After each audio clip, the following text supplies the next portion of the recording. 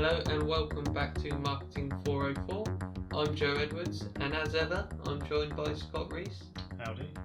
And boy oh boy, don't we have a humdinger for you today. It's going to be good. It's going to be good. What is it? Content Strategy 101.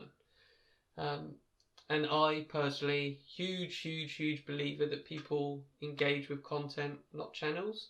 So today, we're going to take a look at the sorts of content marketers need to create in order to coach cold prospects towards a purchase decision. So Scott, what does a good B2B content strategy look like? To sum it up, it looks like a plan to create content which generates brand awareness and leads generation for your business. Simples. So what sort of content should a B2B business create? Ideally, B2B business should create content to kind of mirror each stage of a customer journey. So that will then encourage leads to move on to the next stage and eventually on to purchase. Before we move on, I guess you keep mentioning customer journey. I think it's probably quite important we get to grips with that first. So yeah, definitely. Want to explain what that is a little bit? So you kind of take a step back from the content and put yourself into the readers or the customer's shoes. The kind of customer begins with a problem in their mind. So they're not thinking about your product, they're thinking about their problems. So for example, a CMO might be thinking about, you need to generate more leads. And on the other hand, you have your business, which has a solution which can help with that. So, lead generation, lead nurture software. But the CMO isn't aware of your solution. So there's a kind of, they might not even be aware that they need a lead nurture software to help them generate leads. It's a CMO. Well, right. You're ruining my... Right. We've got a dumb CEO who doesn't know that he should nurture leads. Take it away. Not. I did ask you to proof this content.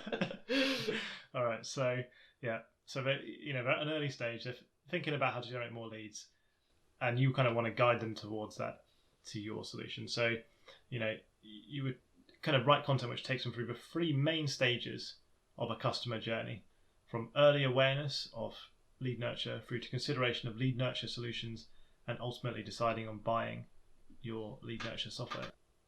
Right, let's go into a bit more detail now then. What does awareness style content look like? Yeah, so awareness content is, you're writing content which appeals to the CMO's immediate problem, which is lead generation. It could be, for example, you could write a blog piece which is the most effective lead generation tactics in 2020. I'd read it. Yeah, exactly. Are you a dumb CMO? No, I want to be. I've got one of those two things. All right. Cool. So and through that blog post, you'd kind of thread references to lead nurture as one of the most effective lead generation tactics, and you'd also thread references to your consideration content. It's creating this like little content ecosystem, paths, routes for your prospect to kind of digest more and more content. Exactly. So that's awareness. Yeah. Tick.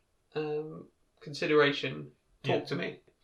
Consideration content talks more explicitly about lead nurture solutions, but in an objective way. So it could be an article like, what does the ultimate lead nurture software look like? And at this point, you've already kind of pushed the prospect to encourage them to learn more about lead nurture.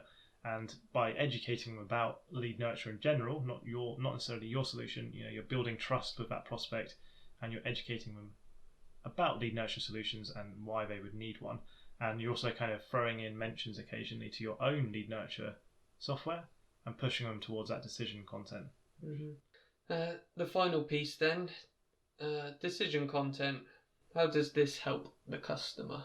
Yeah, so putting yourself in the customer's shoes again, by this point, they should know that they need a lead nurture solution to solve their problem, to generate more leads, educate them about why that's important. And they're looking for products to evaluate different lead nurture software products. And this is kind of where your decision content comes in. It's all about talking about your solution, why the prospect should choose it over other ones. And it's just about getting them to try and eventually buy your product. Great stuff. And I think it's, I guess, important to note here that you should create these funnels for each of your solution types, right? Definitely, yeah. Right. So you have like little content ecosystems latching on to your core value propositions and your core solutions, like everywhere. Yeah, exactly. And they'll become self-sustaining over time. Once you turn the ad spend off after a campaign finishes, built up that organic reach and continue to get leads from that content funnel. So. Yeah, but just to reference one of our most popular podcasts, it was had 14 views. The 5 pillars. That's the number of followers. So it gets more views than that. The 5 pillars of SEO. What was I going to say? Oh, the content ecosystems. Yeah. Don't spread yourself too thin. Kind of really hone in on a core value proposition and solution. Like write a ton of content for that area because Google needs kind of subject matter experts. It doesn't want people posting content once in a blue moon. So yeah. Cut a long story short, don't spread yourself too thin. Don't try to eat the whole cow at once. Yeah. Is that a phrase? I've never heard it. But... No, I don't think it is. I don't think it should be a phrase. It is now. Yeah, don't eat that cow. Yeah. All right, running out of time, but we got about 3 minutes left, and I think this kind of lends itself onto a nice little topic. You've got all this content. You spent ages writing it. You put a lot of effort into it. Should you gate it? Ooh, good question. Ideally, in a utopian world, no. Get people to read it. If it's good content, they'll begin to trust you, and they'll continue to consume more. And eventually, they'll come onto your website and they'll want to take out a free trial. They want to contact you, and that kind of, I think one of Joe's favorite companies now kind of is an exponent of that.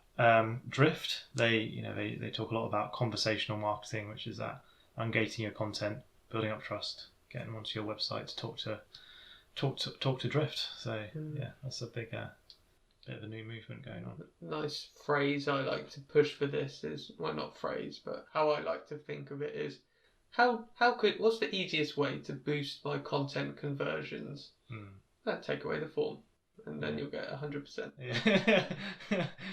Brilliant. Yeah, that is good. That's a good point. I like that. Nice. Yeah.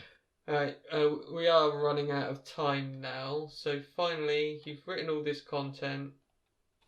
How do you know it's working? What do you measure? Yeah, so you can use Google Tag Manager to set up conversion tracking for your kind of key bottom of funnel actions like free trial, contact us, and then through Google Analytics and Tag Manager together, you can track how many of your visitors from awareness and consideration content ended up reaching those key conversion stages like free trial, contact us, and then you can kind of allocate your ad budget and content effort to those content areas which bring in more leads, those solutions. And again, that's a very, very tip of the iceberg stuff. I think Scott's got some good stuff planned in terms of analytics. We'll dive into the future.